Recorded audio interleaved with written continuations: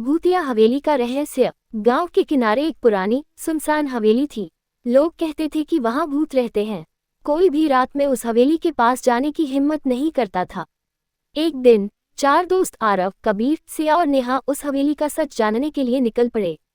उनके मन में डर भी था, लेकिन रोमांच भी।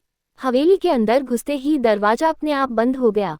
सब घबरा गए। उन्होंने टॉर्च जलाकर इधर उधर देखना शुरू किया।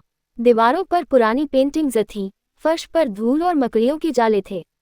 अचानक उन्हें किसी के पैरों की आहट सुनाई दी। कौन है वहां? आरव ने कांपते हुए पूछा, लेकिन कोई जवाब नहीं आया। वे आगे बढ़े तो एक कमरे में एक पुरानी अलमारी दिखी। जैसे ही कबीर ने अलमारी खोली, एक पुरानी डायरी मिली। डायरी में लिखा था कि इस हवेली का मालिक एक खजाने का रक्षक था, जिसे पाने के लिए कई लोग उसकी हत्या करना चाहते थे। तभी एक तेज हवा का झोंका आया और खिड़कियां अपने आप खुलने लगीं। अचानक एक परछाई दिखाई दी। चारों दोस्त चीख पड़े, लेकिन सिया ने हिम्मत करके पूछा, तुम कौन हो? परछाई ने जवाब दिया, मैं इस हवेली का मालिक हूँ। मेरा खजाना अब भी यहाँ छुपा है, लेकिन मैं अब भी उसकी रक्षा कर रहा हूँ। अगर तुमने इसे ढूंढा तो इसकी कीमत चुकानी पड़ेगी। डर के मारे चारों भागने लगे।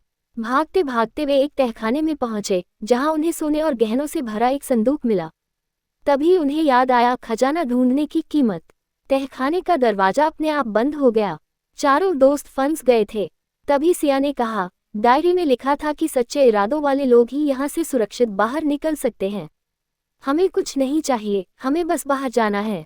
जैसे ही उन्होंने खजाने को छोड़ दिया, दरवाजा खुल गया और वे सभी भागकर हवेली से बाहर आ गए। गांव लौटकर उन्होंने कभी उस हवेली की तरफ नहीं देखा।